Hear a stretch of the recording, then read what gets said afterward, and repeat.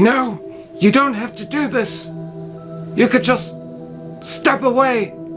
It'll be alright. I can't do that, Shockwave. I simply can't. You can't pretend this thing doesn't exist. You could walk away. What's the point? That's just it, Shockwave. It's just that bad. If I don't do it, I'll always look back. This sucks. Okay, whatever. Arcee was one of the most infamous female-led Transformers of all time, starring in the first animated film, but strangely enough, she didn't receive a Generation 1 figure. It took some time, but she did eventually get a Generations mainline figure. She was sprinkled here and there, especially since Windblade took over, but now it seems Arcee's got the spotlight. She's been in Cyberverse, Studio Series, Red, and even got the Masterpiece treatment. Now with Earthrise, she's got a figure that exists. Arcee transforms into the original car form that's so slick and seemingly lacking in intricate details. You know how parents buy their kids soap from a dollar store that looks fun? Maybe there's a toy inside, or it looks like a car. Something that'll get the kids to wash their hands properly? Yeah, that's what this is. Soap on wheels. But plastic. They made soap into a toy. It seems so simple on paper, and by that, I mean the robot basically folds into a paper-thin shell of a car like storage. It's so lame and unimaginative, with the most interesting part being how the knees fit to the back. You'd think even with this plain and simple, barely considered transformation, they get things right. Oh man, that's not the case here. The tabs on the side barely hold into place because they're weak and the sides push against it. The head and chest seem to get in the way for these frisbee discs to stay on the ground. They couldn't even paint the canopy completely in gray for an effect. How is anyone supposed to sit in this utterly uninspired car? It looks like a strawberry hot tub. I mean, there's panels and the front looks alright, but it's looking more like a slipper. The white isn't even consistent. There are a few decent things, blast ports on the back, and the gun can either tab on the side or underneath for storage. Damn, this is just tragic. Literally nothing of the robot is part of the car. Even Cyberverse added the arms on the side like a treat. I don't always mind shell formers, but if you're not gonna be creative about converting this while intending to make a converting toy, then I don't feel this is satisfying. It's like wrapping boneless chicken back into the bone. What's good about this? Ugh. The car mode is just dull, not only for the car itself, but getting it into the form is just nothing. I guess it's simple, but I'm not really impressed. Robot mode.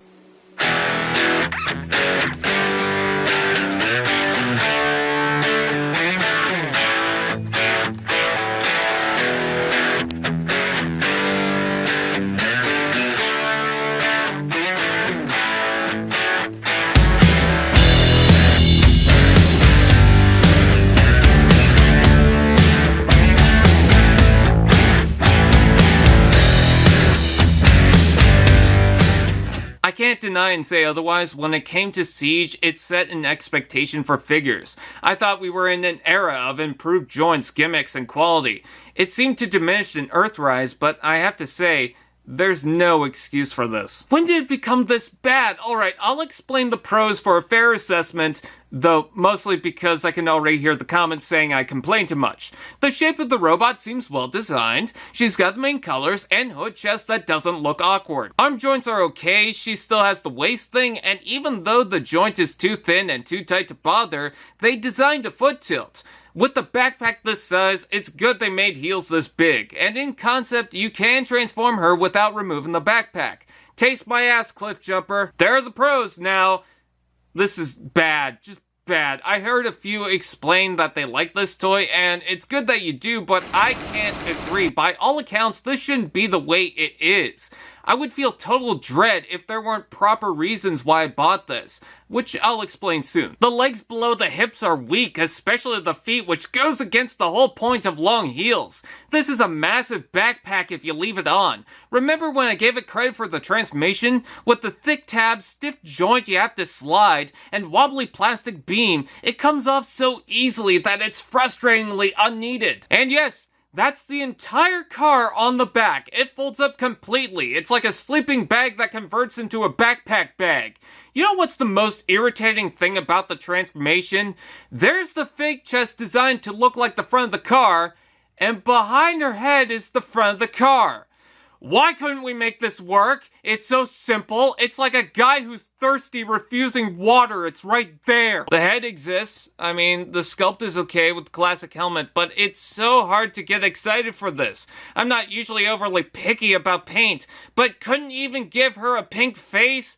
Why are the simple things so difficult? Did someone say articulation?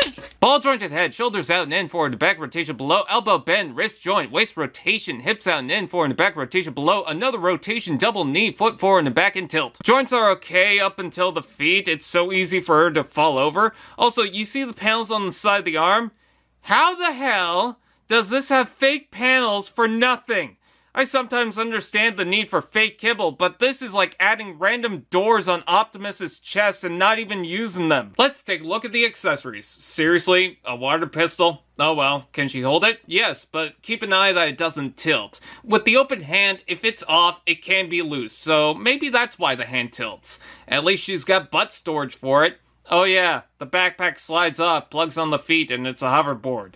Hasbro, what made you betray me? I know you can make the wheels come out to look better, but I feel like I'm gonna break it. Plus, this is the form in stock images. Let me tell you why this is so pathetic. Sure, the robot looks better, but I don't care who says, oh well, now it's an accessory. This is telling me Hasbro expects you to toss aside a chunk because they didn't bother. Oh, I'm so glad they put in Arcee's iconic hole in her spine. Not only that, sliding it back in is such a pain. I can hardly get it to clip. I feel like it's gonna snap. If they made it less like kibble with some conversion, there could be an argument. But they didn't even bother with the seats. It's so bad.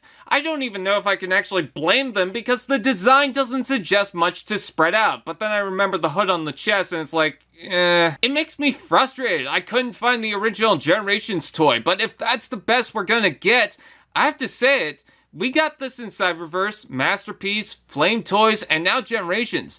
Can we finally retire this design for something better? It doesn't have to be a complete overhaul, but look at animated Arcee. Maybe throw the kibble around, just something. But I'm alright with adding this to my collection for 3 reasons. To put it next to Springer, to put it in my War for Cybertron collection, and to add to the 86 collection.